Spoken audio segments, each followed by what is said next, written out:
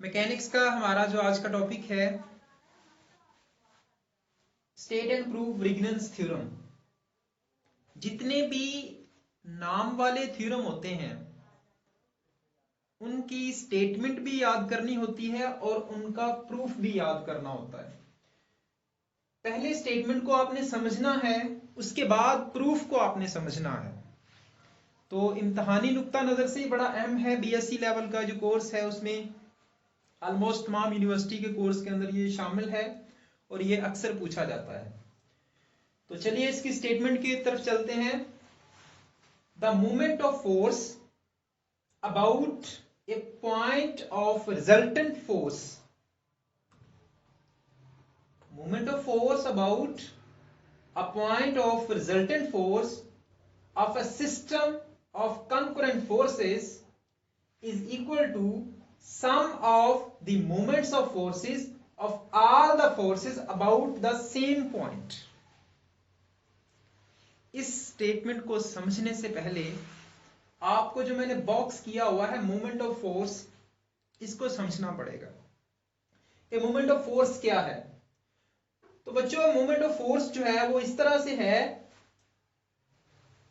हम कायनात के अंदर जितनी भी किस्म की बॉडीज हैं, जितनी भी चीजें हैं, वो दो तरह की मोशन करती हैं। या तो वो लीनियर मोशन करती हैं यानी स्ट्रेट लाइन में मूव करती हैं। उनके लिए क्या होता है कि हमें जस्ट फोर्स लगानी पड़ती है, किसी भी ऑब्जेक्ट को मूव करवाने के लिए फोर्स लगानी पड़ती है। तो वो रेक्टिलिनियर मोशन होती है, स्ट्रेट लाइन में मोशन होती है। या फिर दूसरी किस्म की मोशन होती है जो रोटेशनल मोशन होती है, यानी बॉडी रोटेट करती है, किसी भी फिक्स्ड पॉइंट के गिर्द रोटेट करती है या अपने ही एक्सिस के गिर्द भी बॉडी रोटेट कर सकती है। तो ये रोटेशनल मोशन है असल में जो मोमेंट ऑफ फोर्स है। इस तरह से कि turning effect of force, turn होता है इस तरह से टर्न करना, ठीक है, मोड़ना, मुड़ना। इफेक्ट ऑफ फोर्स यानी फोर्स का असर। कौन सा असर? मोड़ने वाला असर, रोटेट करने वाला असर, उसको बोलते हैं about an axis of rotation. एक पॉइंट आप ले लें, पिवट पॉइंट ले लें या एक एक्सिस पूरे का पूरा ले लें जिसके गिर्द बॉडी जो है वो रोटेट करे। फॉर एग्जांपल ये आपके पास एक एक्सिस है, तो मैं ये दूसरा मार्कर ले लेता हूं, तो इसके गिर्द इस तरह से रोटेट करवा रहा हूं। तो ये एक्सिस ऑफ रोटेशन है और ये बॉडी जो है वो रोटेट कर रही है। तो सेम यहां पे है about an axis of rotation due to applied force. क्यों बॉडी जो है वो रोटेट क्यों करे? क्योंकि उस बॉडी के ऊपर फोर्स अप्लाई होगी, is called movement of force and is noted by capital M. ये एक वेक्टर क्वांटिटी है। ये क्या है? एक वेक्टर क्वांटिटी है। आर टार्क, इसका दूसरा नाम टार्क है। मूवमेंट ऑफ फोर्स का दूसरा नाम टार्क है और इसका फार्मूला है m is equal to R cross F. R क्या है? आपका परपेंडिकुलर डिस्टेंस है, एफ क्या है? फोर्स है। अब ये डेफिनेशन लिखी हुई है, turning effect of force about an axis of rotation due to applied force is called movement of force. अब थोड़ा सा इसको एक्सप्लेन करते हैं, इसकी एक्सप्लेनेशन की तरफ चलते हैं।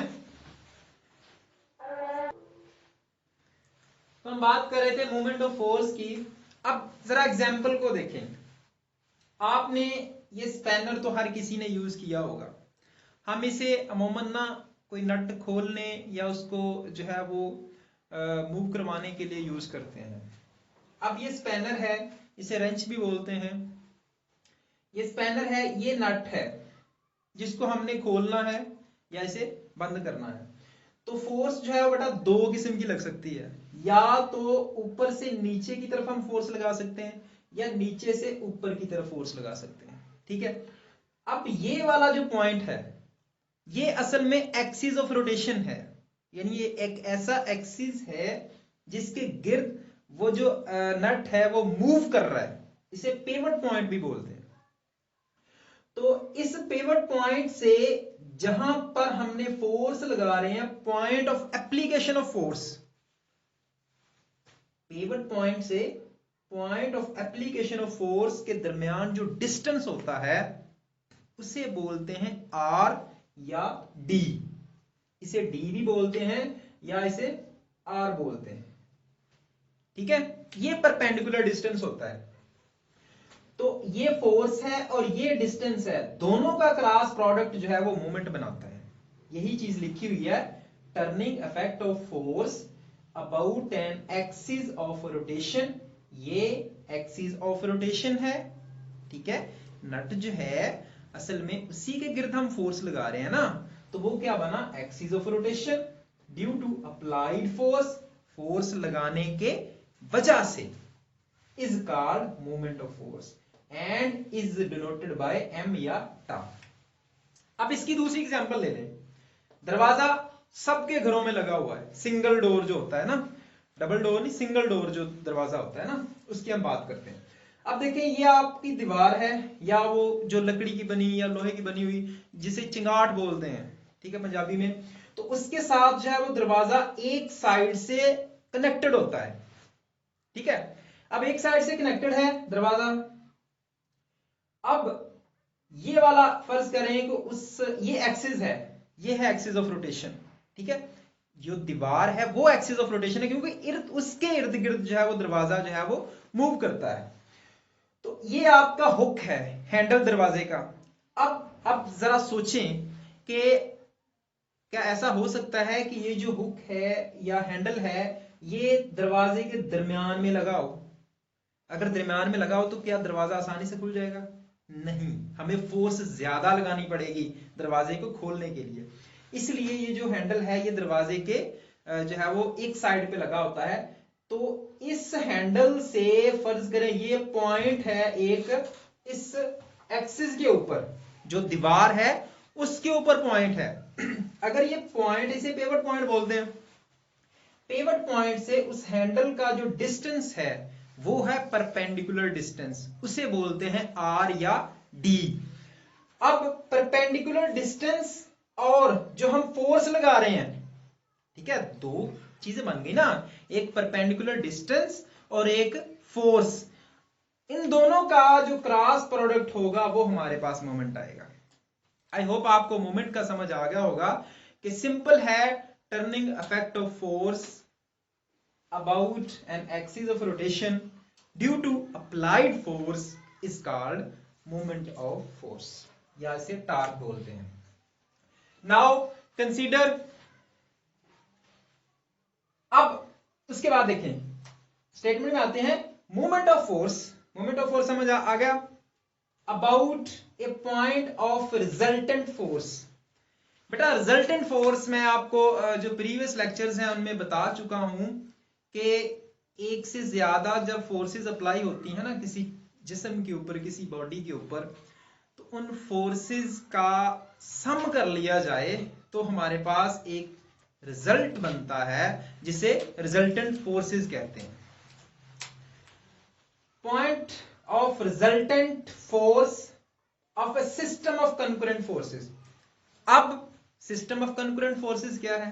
हम प्रीवियस लेक्चर्स के अंदर बात कर चुके हैं कि ऐसा सिस्टम जिसके अंदर जितनी भी अप्लाई होने वाली फोर्सेस हैं वो एक ही पॉइंट के ऊपर एक दूसरे को इंटरसेक्ट करें, एक दूसरे को मिलें, उसे बोलते हैं कंकरेंसी पॉइंट, और उस सिस्टम को बोलते हैं system of concurrent forces. For example, अगर एक फोर्स इधर से अप्लाई हो रही है, एक फोर्स इधर से अप्लाई हो रही है, एक फोर्स इधर से अप्लाई हो रही है, एक फोर्स इधर से अप्लाई हो रही है, तो देखें इस पॉइंट के ऊपर तमाम फोर्सेस एक दूसरे को कट कर रही हैं, तो इन फोर्सेस को कहते हैं कंकरेंट फोर्सेस।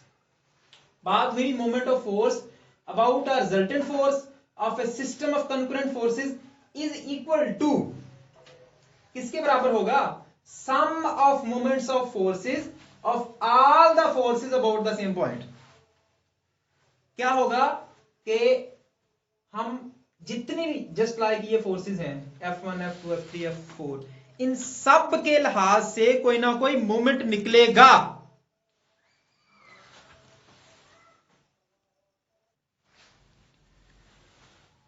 हम बात कर रहे थे कंकरेंट, जो सिस्टम ऑफ कंकरेंट फोर्सेस है, क्या होगा, sum of all the moments. अब देखें, अब जितनी भी फोर्सेस हैं इनके लिहाज से भी तो कोई ना कोई मोमेंट निकलेगा ना, तो उन तमाम मोमेंट्स को सम कर लें, ठीक है, सम कर लें, तो वो सम जो होगा वो उस मोमेंट के बराबर होगा जो मोमेंट उस रिजल्टेंट फोर्स के अकॉर्डिंग होगा। यहां पर हमने क्या देखा, ये डेफिनेशन में R क्रॉस F, तो ये क्या है, moment of this force. Definition में क्या है, moment of force about A point of resultant force, यानी हम actually moment of resultant force निकालना चाहते हैं। तो मोमेंट ऑफ रिजल्टेंट फोर्स क्या होगा, तमाम फोर्सेस के मोमेंट के सम के बराबर होगा। यही जो है वो व्रेगनन्स थ्योरम की स्टेटमेंट है। अब इसके प्रूफ की तरफ चलते हैं, तो प्रूफ में जो है वो आपको क्लियरली बात वाज़ेह हो जाएगी कि इसका जो है प्रूफ इसकी स्टेटमेंट को कैसे डिफाइन करता है। Consider forces P1 P2 up to so on Pn are acting at a point A, यानी एक पॉइंट ए के ऊपर एक्ट कर रही हैं as shown in the figure. Figure देखें जी, ये पॉइंट है ए, ये force P1 P2 P3 P4 up to so on Pn फोर्सेस हैं जो एक पॉइंट के ऊपर इंटरसेक्ट कर रही हैं, जस्ट लाइक दिस। ये बन गया सिस्टम ऑफ कंकरेंट फोर्सेस। ये वाली जो चीज थी सिस्टम ऑफ कंकरेंट फोर्सेस, ये आपका एक्स एक्सिस है, ठीक है। अब देखें जरा, ये वाला पॉइंट ए जो है, अगर इसको किसी जो रेफरेंस सिस्टम होता है उसमें से ड्रा किया जाए, तो ये ओरिजिन से ए जो है उसका डिस्टेंस r, r क्या है, एक पोजीशन वेक्टर है। पोजीशन वेक्टर क्या होता है, पोजीशन वेक्टर किसी भी पॉइंट को ओरिजिन से लोकेट करने के लिए इस्तेमाल किया जाता है।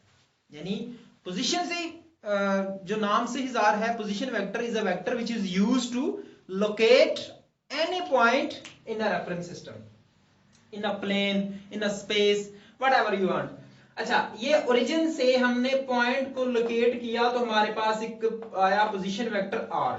यही चीज लिखी गई है, the position vector of a with respect to origin o is r।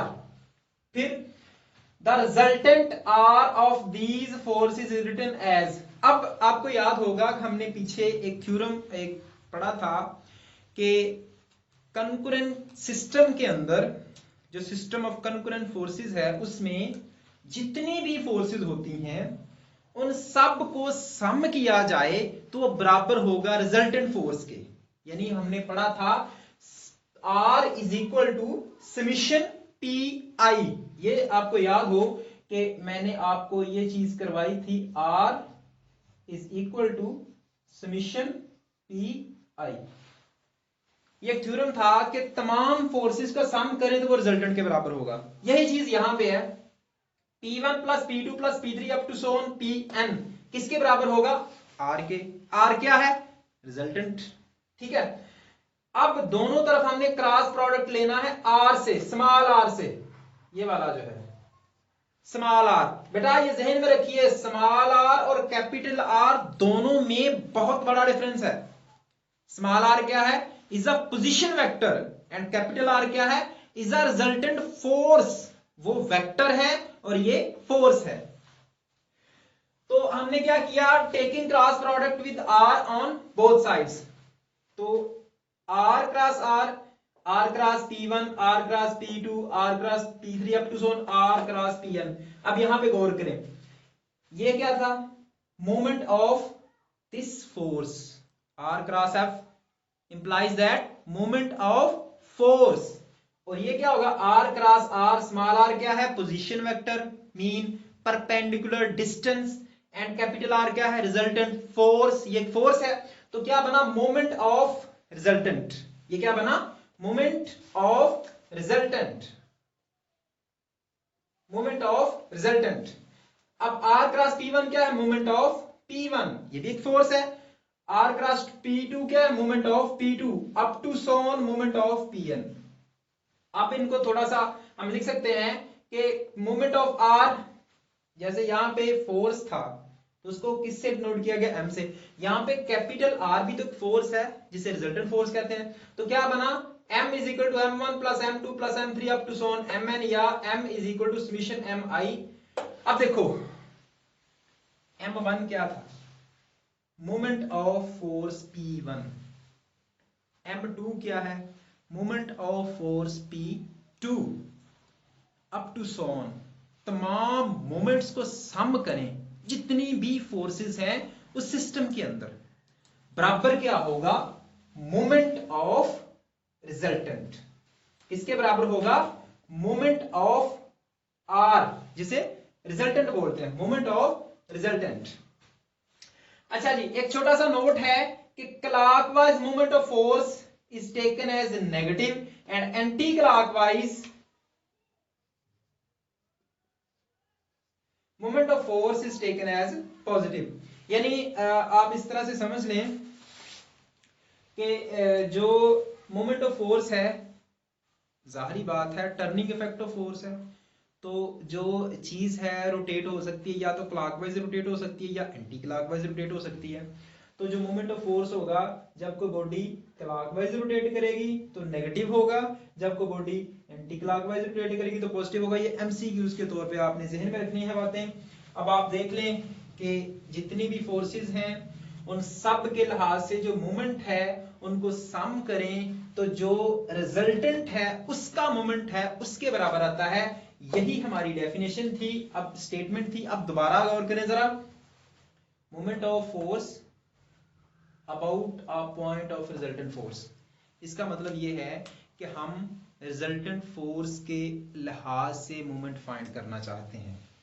आप इस तरह से कह सकते हैं मोमेंट ऑफ रिजल्टेंट फोर्स। अब किसकी बात कर रहा है? System of concurrent forces. Concurrent forces ऐसा सिस्टम जिसमें तमाम फोर्सेस कंकरेंट हों, इज इक्वल बराबर होगा किसके? Sum of the moments of all the forces about that point. यानी उसी पॉइंट के इर्द गिर्द तमाम फोर्सेस के लिहाज से जो मोमेंट बनेगा उनको सम करें तो वो बराबर होगा रिजल्टेंट फोर्स के लिहाज से जो मोमेंट ऑफ फोर्स बनेगा। Is that clear? I hope आपको समझ आ गई होगी। फिर भी अगर कुछ कंफ्यूजन हो तो आप कमेंट सेक्शन में पूछ सकते हैं। ओके जी, अल्लाह हाफिज।